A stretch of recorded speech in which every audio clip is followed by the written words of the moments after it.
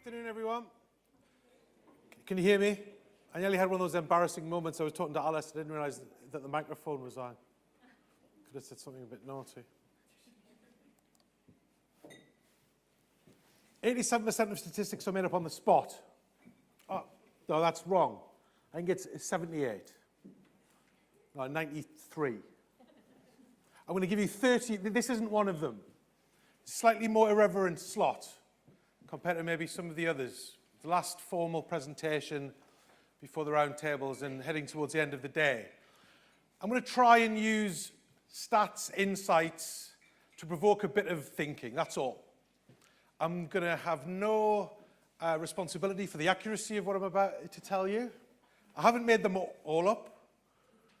As President Trump might say, they're directionally accurate.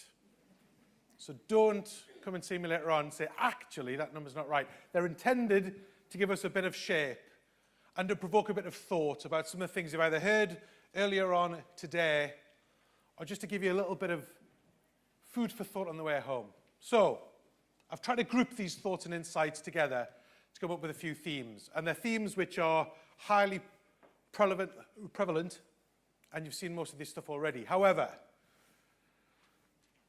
we know that we have a third of our workforce carrying chronic illness with them. But actually, we all get ill. It's not just the 1 in 3. This is a true number. I couldn't believe it. Touch wood. I don't get ill very often. But when I get ill, I expect to phone up the doctor and say, hi, it's David. I'm a bit poorly. I think I can make it in about 11:30. Is that all right? That isn't true, right? 2 weeks. So what happens in the 2 weeks between your staff being poorly and seeing a GP? They either come in because we're stoic and we want to do the best, spread that disease all around, everyone else gets ill, everyone else waits 2 weeks, spiral. Or we stay off. So we can't get the access to the support we need fast enough. And we go 6 times a year. And whilst you might not, that means someone else is going 10 or 12. So it's an astonishing amount of time that we spend being ill and not getting better. How long does it take us to fulfill a GP visit? An hour? 2 hours? Where is your GP? Near home or work? Near home. Where do you get ill and you have to go to the doctor? Work. Right? So how much time is this costing us? And 2/3 of the time, we don't actually need to go and see a GP. We can be diagnosed on the telephone or through a video link. We don't have to physically go and see a GP. 1/3 of the time we do. But 2 out of 3 times, 4 visits a year, we don't actually have to go and see a GP. Because there's 1 million of us go and see a GP every week. And every week, 1 million people cannot get one. So the pressure that's on the health service is incredible. Incredible amount of pressure. But we can start to see the future. We've got a couple of providers here. I'd recommend that you go and speak to them. Personally speaking, I think this will be the biggest advance in workplace wellness that we'll see in the next 5 years. And not just in workplace, but in general. Eric Topol was asked by the Health Secretary to review the way in which we do this. He's talking about a decade. I've heard Jeremy Hunt speak and say it'll be nearer 5 years than 10 before more than half the GP visits we do will be done virtually. If you go to the US and you see what's happening in their corporate healthcare market, you'll see this is common. So this is coming. So we have an opportunity to get there more quickly. So, summary. If we're losing this amount of time by being inefficient, what could we do? And companies are already taking this service on. There's providers here. Go speak to them. Create the strategy. It's a superb way of genuinely transforming an employee experience. If you think about has anyone used one of these? Thumbs up, thumbs down, thumbs up. It's unbelievable. You get longer with the GP. It's a better experience. Not to say that traditional GP practices are bad. They're not. They're brilliant. They're just under so much pressure. Explore it if you haven't. So, second area. Had some brilliant presentations already around emotional well-being. We talked about 1 in 4. And we talked about it being brought into the workplace. The most amazing example, have to mention the World Cup, right? Danny Rose, did anyone see his article in the last week or so? About the pressures of being an international footballer. I mean, it's the best job in the world. He says it's the best job in the world, yet he's suffering from depression. So it's everywhere. And 51% of people are bringing it into work. Half of our employees are tackling this. And no matter where you look, whether it's UK, US, it's the same feeling. Now, stress can be a huge positive, right? If we manage stress correctly, we get performance. It's a natural state of mind that at the right level drives a phenomenal level of performance from individuals. You get it wrong, and the outcomes aren't so good. But the impact of it is that 1 in 3 of us are thinking, you know, maybe the grass is greener elsewhere. So, how do we start to bridge that gap? Who has an EAP in situ at the moment? Who doesn't? Okay, so slightly more than, maybe about 4 out of 5 do. Because this is what happens. The improvement in health questionnaire scores after accessing an EAP, the improvement is significant. And what we found when we did our research around how EAPs are being used, so for those of you who have them, look at how they're being used. We found for our client base, for the first time in the last 12 months, the percentage of employees accessing it were male rather than female. I'm trying to work out why. This is all about facts and things that you can take away and think, why is that? What does that mean for us? When we look behind the numbers, we realized that there was a correlation between the male increase and the number of calls happening after 6 p.m. In fact, nearer midnight. And the number of people accessing via a mobile device, i.e. away from the office, was increasing. So there's 3 different trends, which to me say that males are getting more comfortable talking about emotional resilience, but they're choosing to ask for help and support, but they're doing it on their terms, which is away from the office in the evening, which is exactly how I would want to do it as an individual. So what does that mean for you as a wellbeing a provider of wellbeing services to your employees? Have your employees got this facility? Lucy Beresford, she's on LBC. You may hear her on the radio. I think she does a lot of, I don't listen because it's all about sex and relationships and things. However, she does a brilliant talk around wellbeing. And I heard her speak last year, and she said, you know what, the most important thing you can do in an entire wellbeing program is listen. A number of times, someone just wants someone to talk to. And I thought that was an incredible insight. We don't have to be too complicated about this. Sometimes it's the most base level. We just need to be able to listen. So pull that together. I think you already know, that's why we're here, around it's becoming more normal to talk about emotional resilience. Most of you have got EAP. So if you have one, if you haven't got one, get one. 73% of companies in the survey last year had one. So slightly more here, which I would expect. But if you have one, get the MI. Get the data from your provider. Look at it. Is it telling you anything? Is it moving? Is it different for your own employee set? How many people, there was a great question earlier on in the Royal Mail presentation about, do employees know what an EAP is? Maybe there's a bit of work around rebranding, communicating it. Okay, how am I doing? 13. Right, financial. Brilliant providers here as well. Neighbour, we've got, who are the guys do? Hasty Pay. Right, so you've got some financial wellness product providers as well as general financial advice here. So we know this stuff, right? But the numbers are even more scary than these. This is from the Neighbour DNA report last year. Their latest one's due out, I think, this month. The Hasty Pay numbers, they surveyed 1,012 UK employees. 78% had used some form of credit to source money in between paydays. 75% of them admitted that that affected them in ways of mental resilience and stress. And 43% of them would feel uncomfortable talking about it and going to get a pay advance. What does that mean? It's a massive problem. It's probably affecting more than half of your employees, and they're not telling you.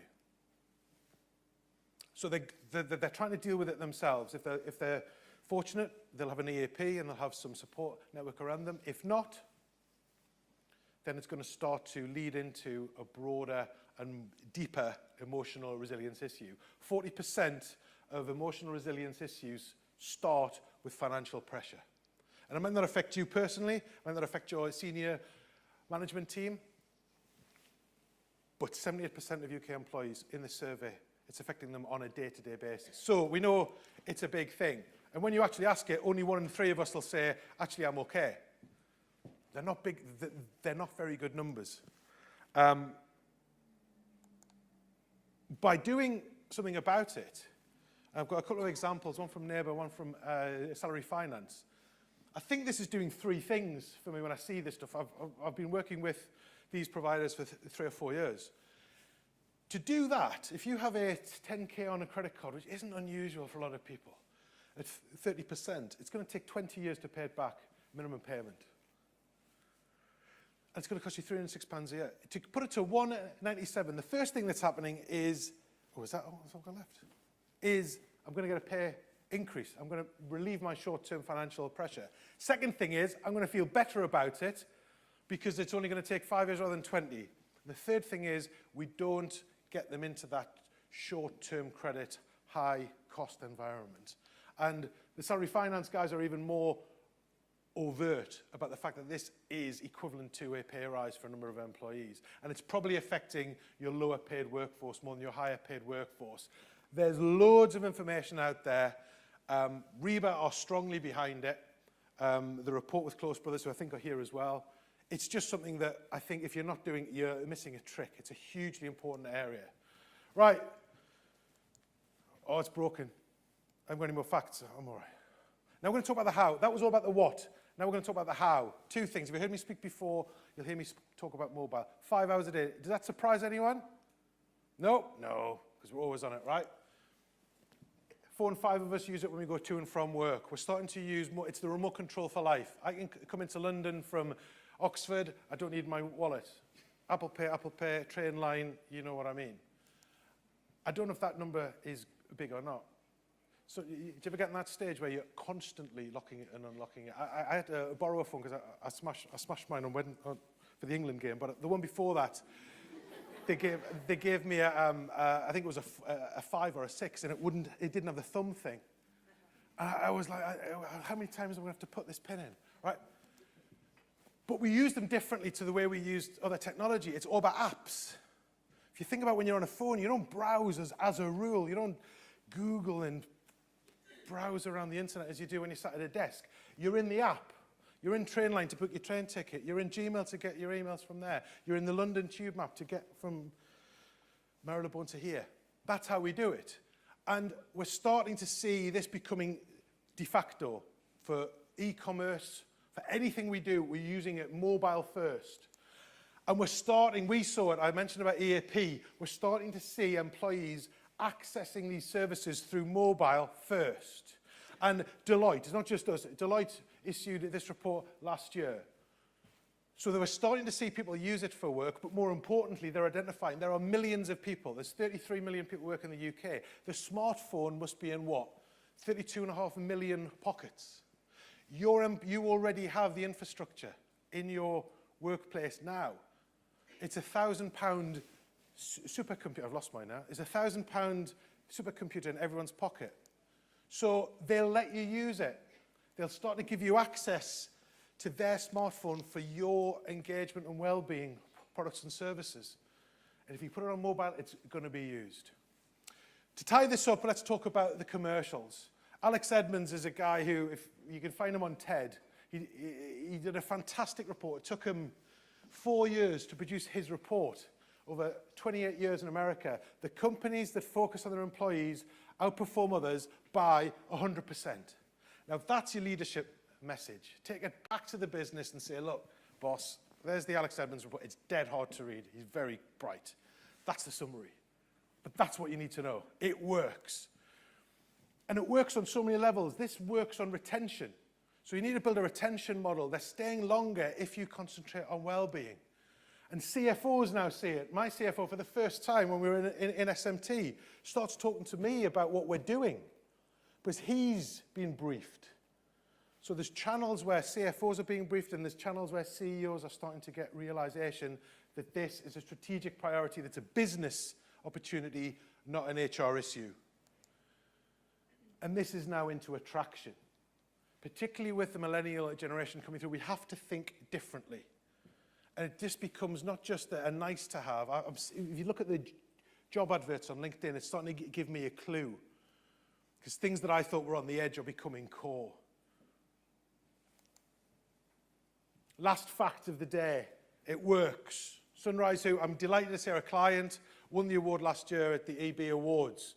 But the bit that really got me, okay, engagement scores going up, that's important because SMT members are often targeted on engagement scores. There's your lever to get your SMT interested. Your CEO may well have engagement. If you do surveys, they may have an engagement score increase baked into their own bonus and KPIs. But more importantly, they reduce turnover by 6%. You multiply that by the number of employees they've got, which is 3,000. You start to get into the number of people they're not having to hire every year. And at the cost of hire being, I don't know, £20,000 per head, even if you half it, we were talking here about a £1 million saving. It's the business of engagement, not about a cost. This is a report we did last year. I've got copies of it outside if you want to take one away. And for me, engagement and well-being come hand in hand. And this is about people being the answer to bridging the productivity gap. To draw it all together, the triangle that we use within the business of emotional, financial, and physical, underpinned by how you do it, driving productivity increases. So do those 5 things. Think about on-demand GP services, transforming your employee experience. If you've got an EAP, get your MI, get your insight. If you haven't, get one as soon as you can. Financial wellness feeding into there, being the bedrock of stopping emotional resilience issues at source. Think about your mobile phone. Think about how you could use that in your own well-being strategy to deliver these programs. And finally, don't forget that your leadership will be looking at an ROI. You've got everything you need in terms of the examples you've got. 30 facts in 16 minutes. That's it. Thank you.